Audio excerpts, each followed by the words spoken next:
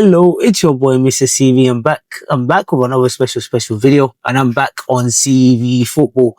I'm gonna talk about the player ratings and just my thoughts. I've already done one thoughts yesterday night on the Premier League results yesterday, but I'm gonna do the thoughts of my thoughts and the game between Newcastle versus Arsenal, Newcastle United versus Arsenal. So Gabriel turns from zero to hero, and he snatches a last gasp Arsenal win. So it was vital win, especially with what happened to Liverpool and the way Liverpool dropped points against Crystal Palace. And I said before the game that Liverpool always find it very difficult with teams like Crystal Palace, with teams like Bournemouth, Brighton as well, and that proved to do so. The game started off pretty well for Arsenal. Arsenal was doing really well. Should have probably had a penalty, but it was very controversial. Apparently Nick Pope got a touch to the ball as well, which obviously they ended up saying that's not a penalty. Then Newcastle, there was a little push on Gabriel, but it wasn't enough. As a result of that, they gave the goal to Newcastle, Watermada scoring the goal. And then since then, Arsenal was huffing and puffing. Trossard had a really good chance before Newcastle scored. It hit the post.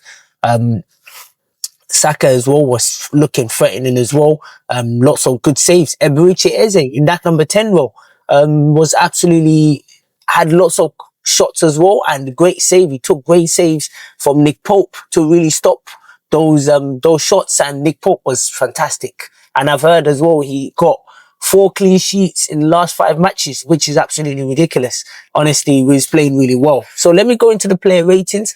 Then after that second half, Arteta threw the kitchen sink at the game, brought on Martinelli as well, and that literally changed the game. Short corner, Declan Rice put the cross in, and what a great header from Merino as well. Hit the post and went in, and nothing really Nick Pope could do. The second goal, corner, Nick Pope tried to be too clever by quickly hurrying up the play and trying to force the play to make for them to get a counter attack. Unfortunately, Arsenal won the ball back. It ended up as a corner, and then Gabriel did the rest. So I'm very happy with that, and great win for Arsenal. And honestly, that takes them 2 points behind Liverpool, and it makes the game more interesting because I feel Liverpool is going to drop more points. And if Liverpool drop more points, Arsenal need to capitalize on it, man, because there have been so many games last season, even the season before, where Liverpool and teams around us have dropped points and Arsenal have not been able to capitalize on it. And I hope this season will be absolutely different because the squad depth is really helped. One player I'm gonna speak about, I feel a bit sorry for, but I'm gonna get into it. So let me go into the play. So goalkeeper, David Villa didn't really have much to do and couldn't really do much with Watermada's header. Honestly, he came off his line when he needed to, and honestly, Newcastle 33% possession, so they didn't really do much, if I'm being honest with you. And Arsenal was just a better team. Arsenal deserved the win, and even I would have even taken a draw, but I think a win is perfect for Arsenal. So I'm going to give David Raya 6 out of 10. And there wasn't really much he could do. Urian Timber did really well. Honestly, the guy is so good on the ball. What a player, man. Honestly, one of the best players Arsenal had in the last couple of years. And honestly, what a right back, man. Defensively solid. Attacking wise, solid as well. And honestly, what a problem, man. Honestly, what a problem. I said, what a problem, what a good player. And I'm going to give him a 8 out of 10. Mosquera, it was brought in Saliba, and I did call for him to be brought in as well because I feel I don't want Saliba to be rushed back. So many years, in the last couple of years, a lot of players have been rushed back, and it ended with them getting more injured, and that's caused problem for Arsenal. But Mosquera was happy was brought on, but he was yanked off in the second half, man. And I think maybe Arteta was feeling that maybe, and also he's still only young, 21 years old. I feel very sad for him, actually. He'd been taken off like that, but it was his misplaced clearance that led to Newcastle having a corner, which led to their goal. But honestly, you can't really blame him for that because that was just something. That was not really fault, really, because Arsenal should have still dealt with that corner. But I'm sure he's going to learn from this. And William Saliba was brought on, so I'm going to talk about him later on as well. But I'm going to give him a 5 out of 10 because I don't think he didn't do much wrong, if I'm being honest with you.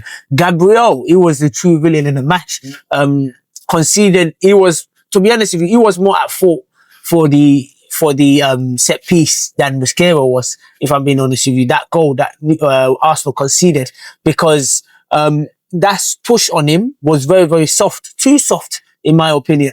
And as a result of it, Watermada ended up scoring. That was probably his first chance in the game, and they ended up scoring. And honestly, you have nothing to complain about. But in the end, he scored a vital winner that led Arsenal to winning the game. So you got to up him for that. I'm going to give him a 7 out of 10. It would have been a lot more. It would have been an 8 or 9 out of 10 if we didn't concede that goal, and it wasn't his fault that we conceded that goal. But I always thought Arsenal were probably going to win this game 2 or 3-1 because I thought Newcastle probably is going to score. But they don't look as much threat as they used to when Isak was there. But still, they're still a very good team. Defensively, they was very compact, and you can't take anything away from him. I'm going to give him a 7 out of 10. Riccardo Calafiori, steady performance from him. He had one shot, which I'm not sure where that shot was, but honestly, good performance from him. Very steady performance, and honestly, Miles Lewis-Kelly is going to have a hard time getting back into this team. I'm not going to lie, I don't see him coming back anytime soon. But he was subbed on later on, Lewis-Kelly, in the match, and I will get onto him as well. But honestly, 7 out of 10 as well for Calafiori. He did really well, and honestly, he kept Jacob Murphy quiet, and Jacob Murphy is a very good player. He's a busy player, and he just kept him quiet. Also, Timber kept Anthony Gordon quiet as well. So listen, you can't ask for much from there. In the midfield, you got Zubimendi. Had the tough role of controlling the game, and he did so. And honestly, and it was a tough game for him, but honestly, there wasn't really much he could do really in the match. He did okay. That midfield of Newcastle, Tonali, Joe Linton, and Guimaraes is a tough midfield, one of the hardest midfield in the league. Honestly, one of the hardest midfield trio in the league. And he did okay. He did his job. And to be honest, I'm going to give him a 6 out of 10. Declan Rice, he did really well. What I expected from him more was to go a bit more forward. And in the second half, I think he did so, which led to him giving a cross that led to Marino scoring that vital goal, to bring us back into the match. And, honestly, he could have, I feel in the first half, he could have done a lot more. And there was even a time in the second half where Murphy was full on goal and he put in a good shift and a good performance to be able to, he put in a good tracking back and recovery one to be able to get that ball back. Because if it was Zubimendi in that position, there's no way Zubimendi is catching him up. And, but honestly, Declan Rice, good player, good performance. I'm going to give him a 7 out of 10. And the next one, Eberiche Eze, 7 out of 10 as well.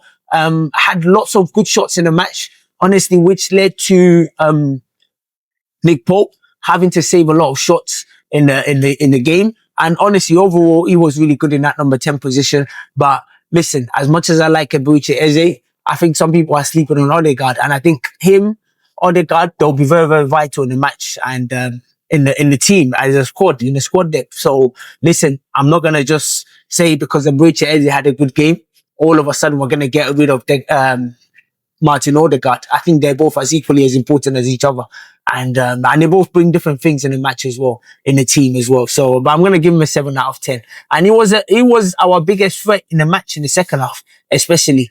Moving on to our attack, Bukayo Saka made a couple of good runs. I expected more from him, really, but he did do okay. He was a threat in the match, and you got to give him that, especially in the first half. Second half, I was very surprised. He was taken off for, who was he taken off for? He was taken off for someone, for Marino, I think. No, or Martinelli, one of them anyway. I was very surprised. I thought Trossard would be taken off, but thankfully, Arteta is making the right calls now, and he's taking him off now and not just keeping him on all the time, where it's like we're basically keeping him on whether he's fit, whether he's not fit, whether he's injured. And I'm happy that he's been taken off, and other players can get a chance in the game as well. And honestly, that was a right decision to take him off, even though I was against it. But that's why Arteta is the manager. So I'm going to give Saka 6 out of 10. Trossard did okay, actually. He did okay, actually. I wanted Martinelli to start. I did not even think Trossard was going to start at all in this match. I wanted Martinelli to start. And honestly, he had a one good chance in the first half, which honestly was so unlucky not to have scored, because if he went in, there's no way Nick Pope had a chance, and he hit the post, and very unfortunate.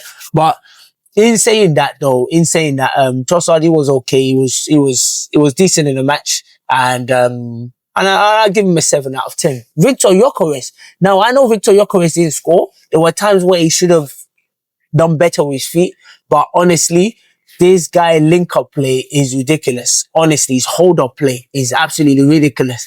And I'm sure the goals will come. So just keep working on. He's not getting enough clear-cut chances for me to really judge him, for us to really judge him whether he's a good striker, he's a good finisher or not. So we don't really know. But honestly, the hold-up play, the bringing people into the game is absolutely ridiculous. And it reminds me a lot of Giroud, because Giroud used to be really good at that. And but honestly, I'm happy with his performance, and I'm happy as well. And we know we bought him to come and score goals. We know that for sure. But if you're not scoring, at least make an impact in the game. At least be busy. At least cause a threat. And to be fair, he was that. And I'll give him a 7 out of 10 for that. In the subs as well, we go into the subs. William Saliba, he was brought in to steady the ship, and he absolutely did that. And honestly, Saliba, we forget how good Saliba is. And when Gabriel scored, the celebration, the happiness, the joy in his face, in his body. Honestly, it made me proud to be an Arsenal fan. I was very, very happy with that. And, honestly, Saliba, hats off to him. Still one of our best players, and you can't take anything away from him. And, I'll give him a 6 out of 10. Mikel Merino, honestly, I know people are so harsh on him, but honestly, I like Mikel Merino, man. And I think he's a goal threat. The only problem there is the positioning of him. Is he a striker? No, he's not a striker, but we've converted him to a striker. Is he a midfielder? Is he attacking midfielder? Is he a box to box? It's so hard to know. For me, I think he's a box to box. And I think he's one of those players that if you give him chances, he will score. But what I think Arteta should do this season is, whenever Gyökeres is not playing well, put Merino up front. Put Martinelli up front. Change it up. Because I think Merino will do well, like a Kai Havertz kind of role, as a backup striker, to give us even more options. We can put Kai Havertz there when he's back. We can put Merino there when he's back. And I think these are players that we should not discount them. And I think I know Arsenal fans, they think we're too defensive when we play these players. But I do think every player, especially the squad depth, is very, very important. And every player is going to play a vital part. We saw 2 weeks ago, Martinelli was the player, vital player. Today is Merino as well. And that was a fantastic header. It was a brilliant header. Nick Pope had no chance, actually. No chance at all. And honestly, Merino, very, very happy. And he was very effective off the bench. And there's a reason why you have these squad players and these players on the bench. Because remember, Solskjaer, Chicharito, Danny Welbeck, these were players that used to come on and make a difference. And these are players we need as well. So we need them in the team. Martinelli, 20 minutes in the match, didn't have as much effect as he did, because Newcastle, obviously, they were playing a lot more defensive in the match. But honestly, you can see the energy brought in as well. And I'm going to give him a 6 out of 10. Mikel Merino, 8 out of 10 for sure. I'm even going as far as 9 out of 10, because that header, that goal we scored, really changed the game. And you can't take anything away from that. We're going next to Martin Odegaard. Honestly, Odegaard made a difference in the match. That ball, there was a ball he put into Lewis Kelly that was a vital, vital ball. And that ball he did put into Lewis Kelly. Honestly, if Lewis Kelly had just put a cross in, if he had just put a ball in across, honestly, there was 2 Arsenal players there that could have scored. But Obviously that putting the pressure, and honestly, the vision of Odegaard is underrated, man. Honestly, he needs more goals in the match, and with Eze coming in, it will give him a lot more time to recover, to get back to his fitness, and I know for sure he's going to be a big player for Arsenal this season. I'm going to give him a 7 out of 10. Miles Lewis Kelly couldn't really impact the game too much, but he did have that chance from Odegaard with that ball that he put through, and unfortunately he didn't go. So I'm going to give him a 5 out of 10. And Mikel Arteta, he took off the handbrake, because that's what all the Arsenal fans have been saying. He took the handbrake off, and on top of it as well, Arsenal was a lot more attacking, and there was an intent. And intention tells us about what you want in a match, and you can see he wanted 3 points, and Arsenal were the better team, miles better than Newcastle. The tiki-taka, the passing, the movement, the overlap. Honestly, Arsenal was a joy to watch that last game. And Mikel Marino Mikel Arteta must be very pleased. And listen, 7 out of 10, 8 out of 10 from him. And even I'll go for as far as 9 out of 10 because of the substitutions he made. And honestly, Arsenal reaped the reward. So listen, it's your boy, Mr. CV. Have a fantastic day. That's my player ratings of Newcastle versus Arsenal. Come on, Arsenal, 2 points behind Liverpool. I know Liverpool are going to drop more points, but we need to start capitalizing on this and winning more games. Just keep winning games of football. And it's been a difficult start, but we keep going. It's your boy, Mr. C. Have a fantastic day, and until next time, take care.